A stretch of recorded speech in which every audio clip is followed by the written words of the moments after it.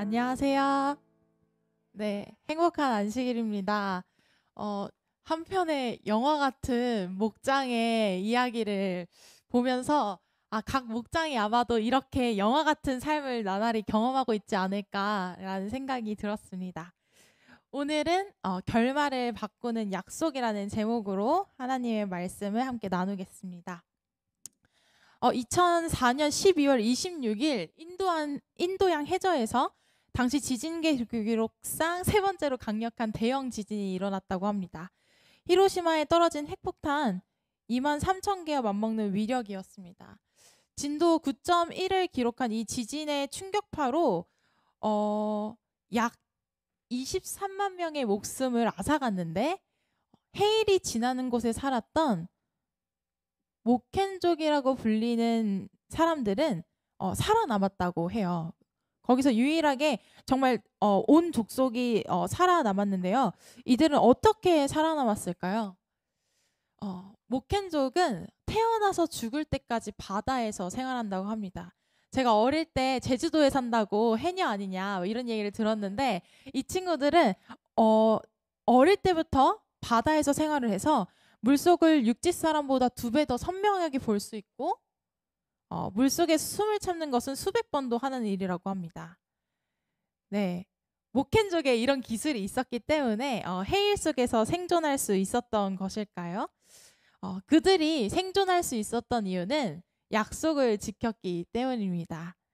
네, 지진이 발생한 날 바다의 움직임을 보고 그들은 그들이 선조들이 했던 말들을 떠올렸습니다. 그들의 선조들이 예전부터 했던 약속이 있거든요. 저 먼 바다에서 작은 파도가 올려오는 것을 보거든 산으로 도망가라. 이 약속을 그들은 기억을 했고 그들은 되도록 높은 산으로 배를 해변으로 올리면서 멀리 멀리 올라갔습니다.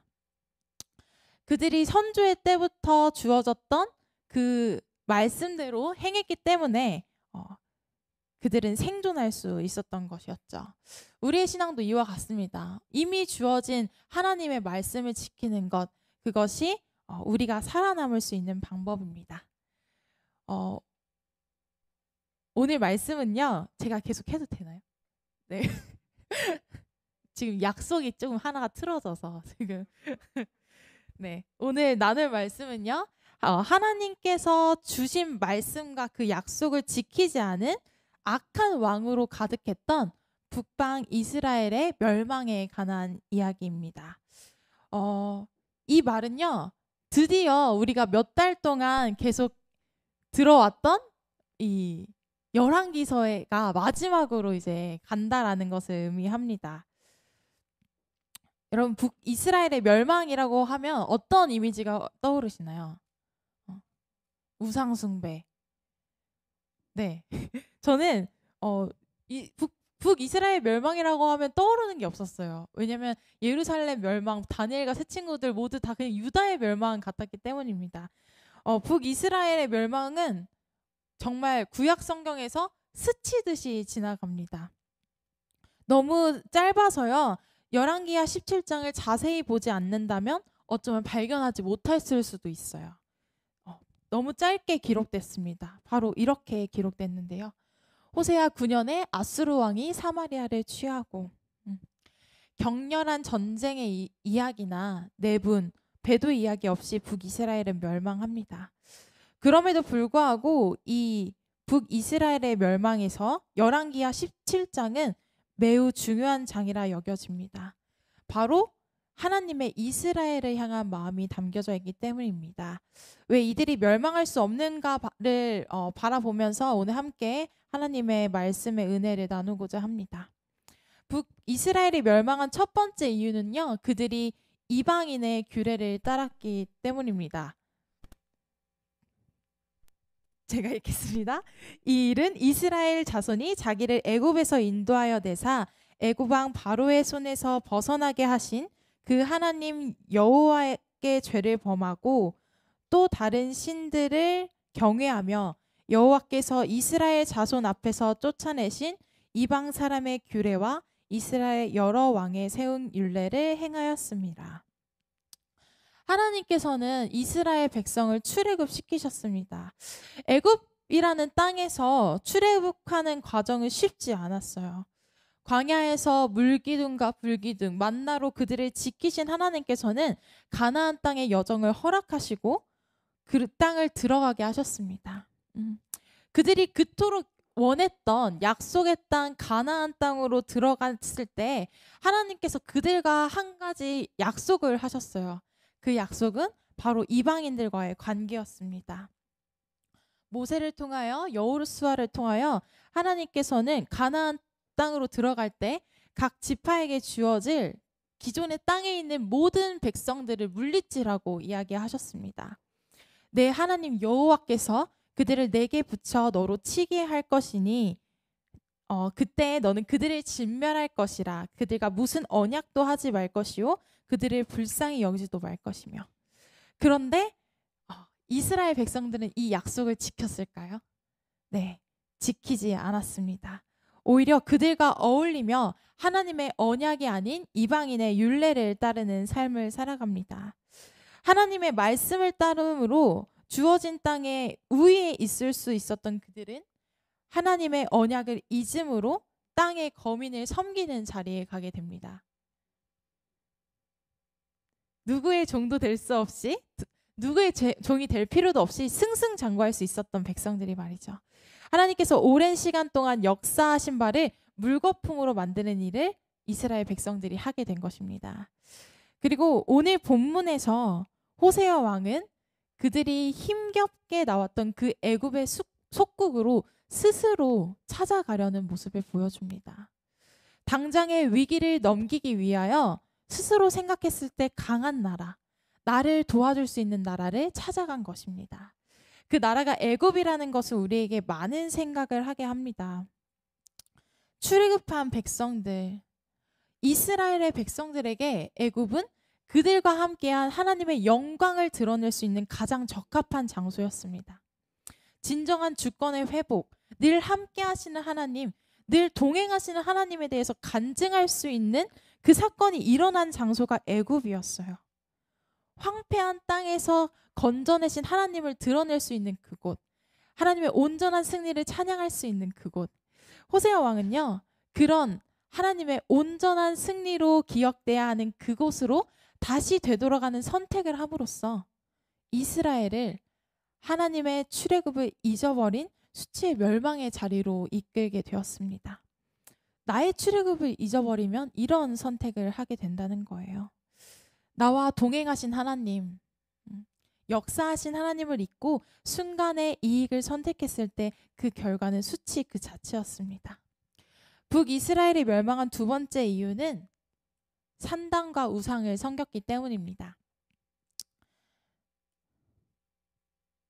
이스라엘 자손이 가만히 불의를 행하여 그 하나님 여호와를 배역하여 모든 성읍의 망대로부터 견고한 성에 이르도록 산당을 세우고 모든 산 위에와 모든 푸른 나무 아래에 목상과 아세라상을 세우고 또 여호와께서 저희 앞에 물리치신 이방 사람같이 그곳 모든 산당에서 분향하며 또 악을 행하여 여호와를 경노케 하였으며 또 우상을 섬겼으니 이는 여호와께서 행치 말라 명하신 일이라.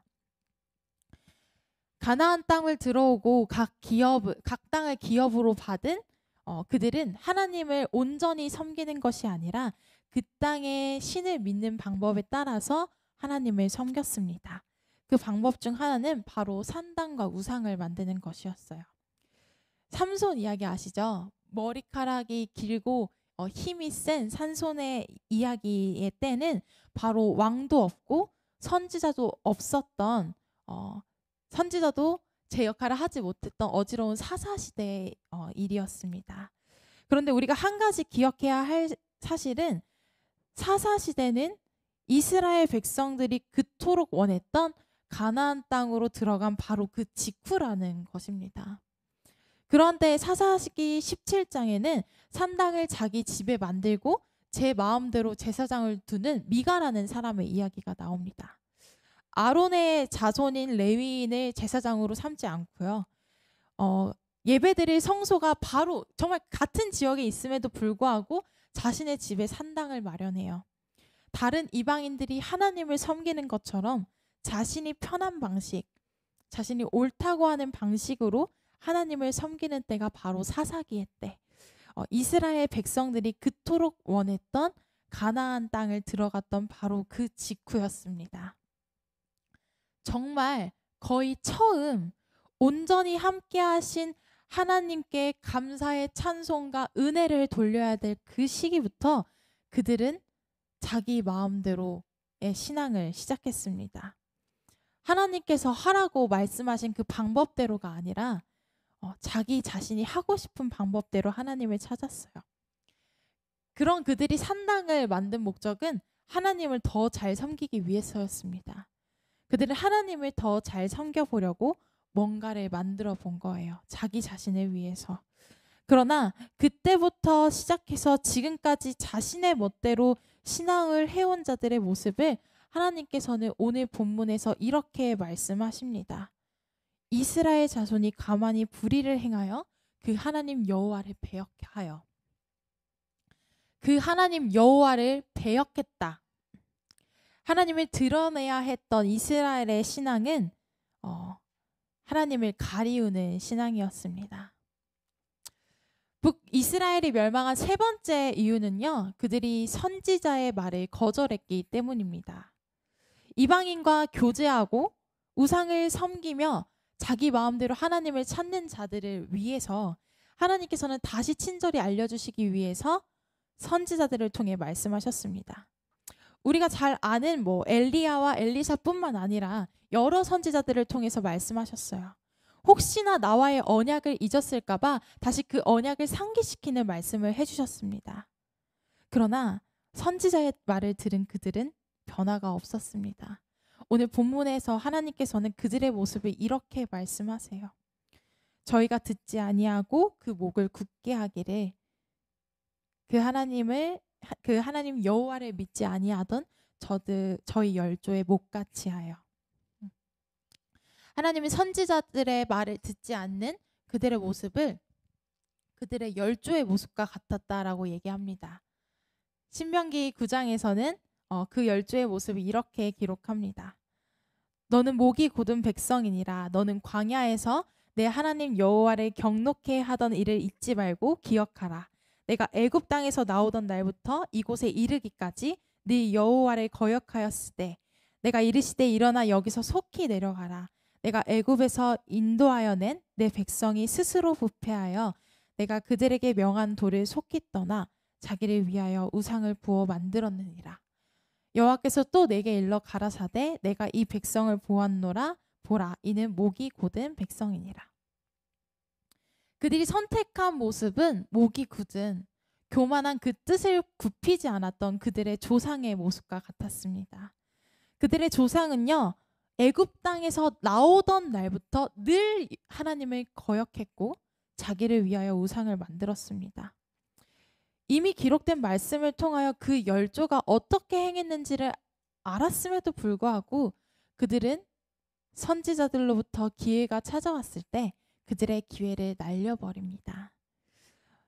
신앙의 선배들의 실수를 교훈 삼아 그들의 행동을 정비하고 다시 하나님께 돌이켜 하나님을 바라보는 것이 아니라 그들은 목을 꼿꼿이 세워 전에 없는 교만한 자의 모습으로 하나님의 백성의 모습이 아닌 그냥 그러한 백성으로서 세상을 산 것이었죠.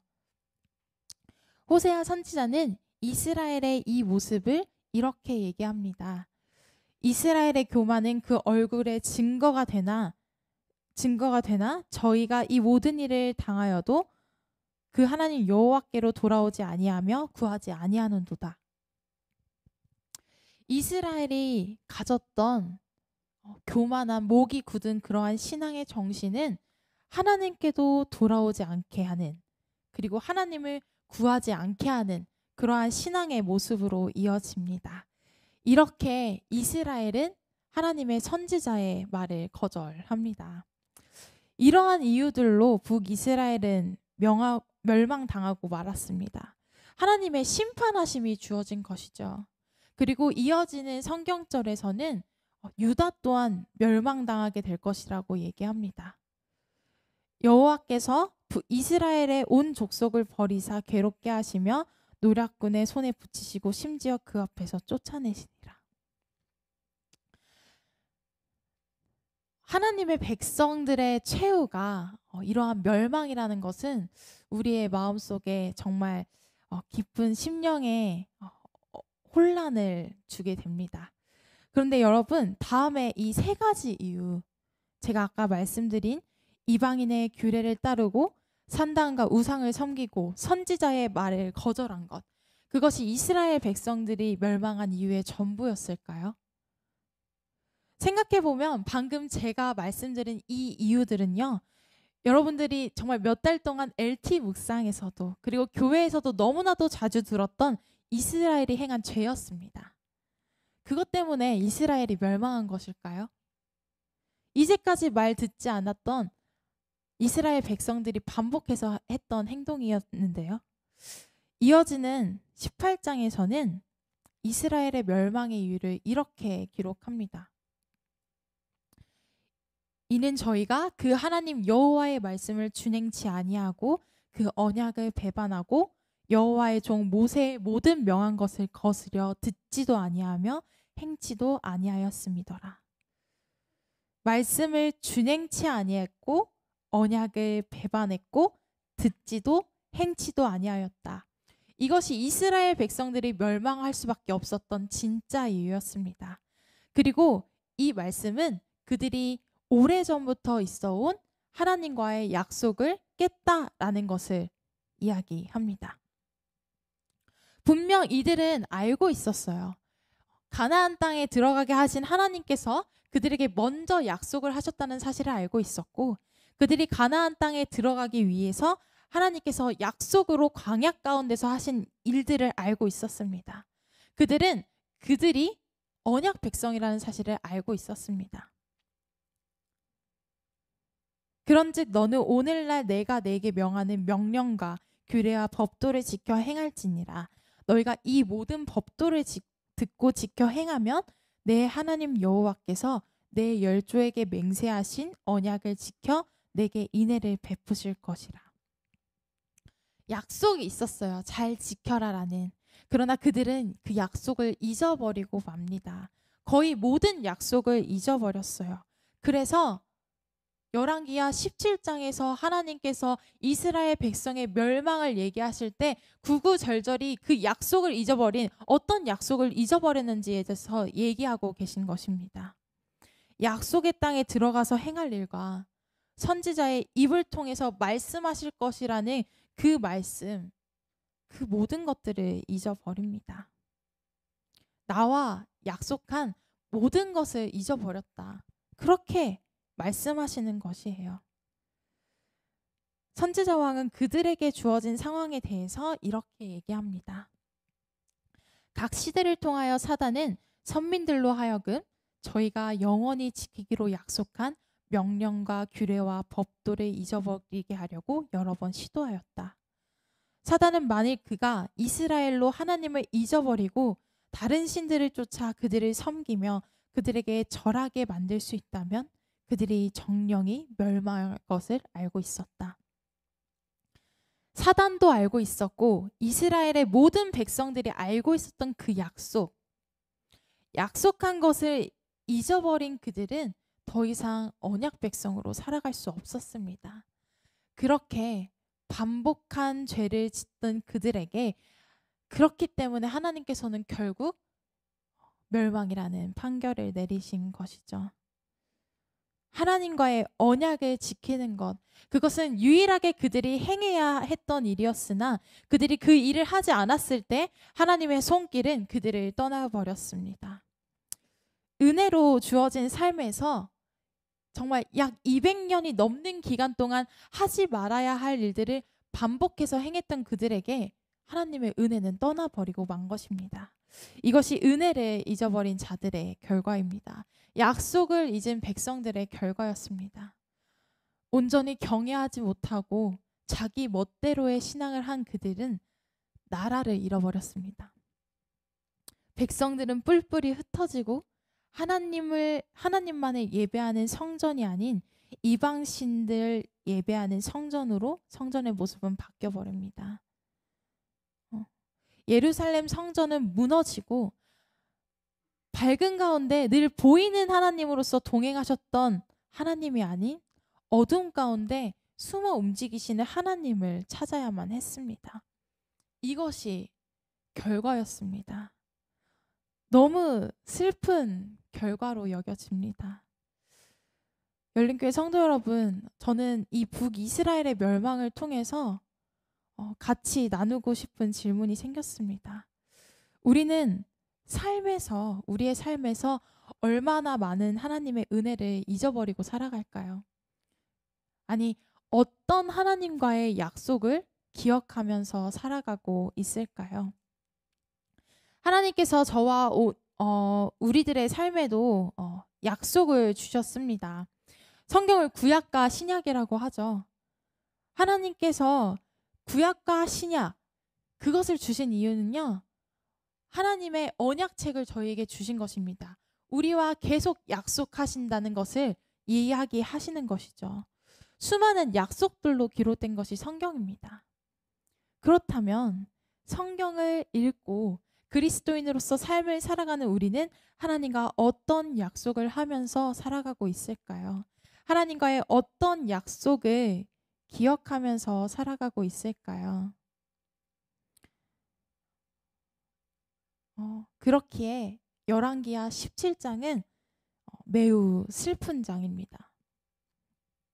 북이스라엘이 멸망했기 때문에 슬픈 장이 아니라요, 하나님의 택함을 받은 언약 백성들이 멸망할 수밖에 없는 이유가 담겨 있는 책이기 때문입니다. 북이스라엘의 멸망은 정말 짧게 기록되어 있지만 그 이유에 대해서는 너무나도 길게 기록되어 있습니다. 그것은요, 그 이유가 우리에게 너무나도 중요하기 때문입니다. 멸망의 이유가 너무나도 중요하기 때문이에요. 그리고 성경은 그 이유에 대해서 그들이 하나님과의 언약을 잊어버렸기 때문이라고 이야기합니다. 언약을 잊은 백성들은 하나님을 떠나지도 않은 신앙의 모습을 가집니다. 약속이 잘 기억나지 않는다면 우리 마음대로 살 수 있으니까요. 우리가 이제까지 묵상한 열왕기서의 모든 왕들 다 하나님 안에 있었습니다. 하나님을 떠나지 않았어요. 하지만 각자의 신앙을 했던 것이죠. 하나님과의 약속을 잊어버리고 내가 지켜야 할 약속이 무엇인지 늘 상기하면서 살지 않았습니다. 그렇기 때문에 그들은 멸망이라는 심판을 당할 수밖에 없었던 것입니다. 우리는 신앙을 하면서 하나님과 여러 약속을 합니다. 재림이라는 약속을 기다리면서 살아가는 우리는 그 삶 가운데서도 또 약속을 해요. 제가 오늘 어버이날인데, 제가 어버이날이 되면 항상 어머니 아버지께 사랑한다. 어릴 때는, 지금 우리 친구들은 아마 그럴 텐데, 앞으로 말 잘 듣겠습니다, 이런 약속을 하는데요, 늘 잊어버리며 삶을 살아갑니다. 그런데 재림신앙을 가진 우리는 재림이라는 그 약속 안에서 끊임없는 약속을 하면서 살아가는 것이죠. 그런데 여러분들이 지키고 있는 약속은 어떤 약속입니까? 기억하면서 살아가고 있는 약속은 어떤 약속이세요? 제가 좋아하는 책에 있는 글귀인데요, 하나님께서 붙잡고 계실 때에만 하나님의 사람입니다. 그분이 놓으시면 우리는 그저 죄인일 뿐입니다. 죄인인 우리에게 하나님께서는 약속하셨습니다. 기억하라고 하셨어요. 그런데 그 약속으로 붙잡으신 그 하나님과의 어떤 약속을 지키면서 살아가고 계십니까? 지금 이 시간 하나님과 어떤 약속을 하셨는지 지금 떠올리시는 여러분들 되시길 바랍니다. 그리고 지금 이 순간 기억하시고 다시 다짐하시게 되는 여러분이 되길 바랍니다. 왜냐면요, 하나님께서는 약속을 저버린 백성들에게 다시 약속을 상기시켜 주시는 분이시기 때문입니다. 언약 백성으로 살아가지 못할 백성들에게 하나님께서는 그분이 예전에 하셨던 말씀을 다시 상기시키셨습니다. 너희는 내 백성이 되겠고 나는 너희 하나님이 되리라 라고 말씀하신 하나님께서는 새 언약을 허락하셨습니다. 나 여호와가 말하노라. 보라, 날이 이르니 내가 이스라엘 집과 유다 집에 새 언약을 세우리라. 나 여호와가 말하노라. 이 언약은 내가 그들의 열조의 손을 잡고 애굽 땅에서 인도하여 내던 날에 세운 것과 같지 아니할 것은 내가 그들의 남편이 되었어도 그들이 내 언약을 피하였습니다. 나 여호와가 말하노라. 그러나 그날 후에 내가 이스라엘 집에 세울 언약은 이러하니 곧 내가 나의 법을 그들의 속에 두며 그 마음에 기록하여 나는 그들의 하나님이 되고 그들은 내 백성이 될 것이라. 언약 안에 있지 아니하고 언약을 잊은 백성처럼 살아갈 그들에게 하나님께서는 새 언약을 준비하셨고 예수 그리스도께서는 그 언약의 중보자가 되셨습니다. 이를 인하여 그는 새 언약의 중보니 이는 첫 언약 때에 범한 죄를 속하려고 죽으사 부르심을 입은 자로 하여금 영원한 기업의 약속을 얻게 하려 하심이니라. 그리고 그 이유는 영원한 기업의 약속, 나는 그들의 하나님이 되고 그들은 내 백성이 될 것이라는 그 말씀을 지키기 위함이었습니다. 제사장으로서 하시는 그리스도의 중보는 지금 위에 있는 성소에서 우리를 위하여 진행되고 있다. 그러나 우리의 크신 대제사장께서 아버지 앞에 자기의 피를 내어놓으시고 그리스도를 자신의 구주로 받아들인 죄인들을 위하여 그분의 언약 속에 포함된 모든 은혜들을 주장하고 계신다는 사실을 진정으로 깨닫는 사람은 참으로 몇 사람 안 된다. 이 모든 은혜들은 그리스도의 희생의 보상으로 그의 언약 가운데 포함된 것이다. 그가 항상 살아서 죄인들을 위해서 중보하고 계신다는 것을 알기 때문에 이 희생은 그리스도를 통하여 하나님께 나와오는 모든 사람을 끝까지 그리고 넉넉히 구원하실 수 있게 하셨다. 그리고 새 언약, 더 좋은 언약, 즉 죄의 용서의 약속과 마음을 새롭게 하고 마음을 하나님의 율법의 원칙과 일치하게 하는 하나님의 은혜의 약속 위에 세워졌다. 성도 여러분, 하나님은 약속하셨습니다. 그리고 그냥 약속하신 게 아니라요, 은혜로 약속하셨습니다. 이것이 예수님의 십자가 보혈의 의미이며 오늘날 우리가 하나님의 언약 백성으로 살아갈 수 있는 유일한 방법과 힘입니다. 오늘 찬양의 가사인데요. 주 안에서 내 영혼 다시 태어나 이전 것은 지나고 새롭게 됐네. 죄로 물든 내 모습 예수와 함께 죽고 부활 생명 내 삶에 새로운 삶이 열렸네. 너희가 나를 택한 것이 아니요 내가 너희를 택하여 세웠나니 오직 내 안에 오직 내 속에 그리스도가 사네. 오직 내 삶에 오직 내 맘에 그가 주인 되셨네. 내 생명 그 안에 그의 생명 내 안에 나의 삶이 이전과 같을 수 없네. 사랑하는 성도 여러분, 하나님의 생명이 내 안에 있다라는 것, 그리고 예수님의 생명 가운데 내가 있다라는 것은요, 우리가 하나님의 약속을 기억해야 하는 유일한 이유입니다. 하나님께서는 약속을 잊어서 멸망당할 수밖에 없는 이스라엘 백성들에게 다시 한번 그 약속을 기억하게 하시는 예수 그리스도의 십자가를 통해서 너희가 나를 택한 게 아니라 내가 너희를 택했다. 그래서 너희는 내 백성이고 너희는 나에게 하나님이라고 나를 찾을 수 있다라고 이야기하신 것입니다. 결말을 바꿀 수 있는 약속을 하나님께서는 오래전부터 준비하신 거예요. 그래서 열왕기하 17장의 북이스라엘의 멸망은 온전한 멸망이 아닌 새로운 시작이었습니다. 새로운 생명으로 나게 하는 그 시작이었습니다. 열린교회 성도 여러분, 이 시간 여러분들 어떤 하나님과의 약속을 기억하십니까? 주님은 약속을 지키지 못할 하나님의 백성을 끝까지 포기하지 않으시고 하나님의 백성으로 삼으셨습니다. 하나님의 백성으로서 그들과의 그 하나님의 약속을 잊은 그들의 결말은 멸망으로 남게 되었으나 거기에서 주님은 우리를 포기치 않으시고 우리를 위해 새 언약의 중보자가 되셨습니다.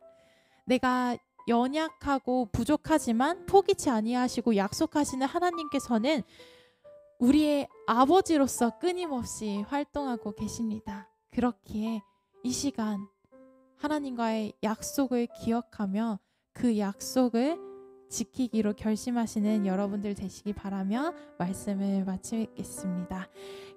결론입니다. 결말을 바꾸는 약속, 언약을 잊은 백성들이 가진 결말은 멸망이었습니다. 그 결말을 바꾸시기 위해 예수 그리스도께서 오셨습니다. 그 약속을 기억하며 살아가는 삶, 어떠한 약속일지 모르는 그 약속을 기억하며 살아가는 삶, 그것이 언약 백성의 삶입니다. 그 사실을 기억하시면서 택한 백성으로서 살아가시는 여러분들 되기 바라며 말씀을 마치겠습니다.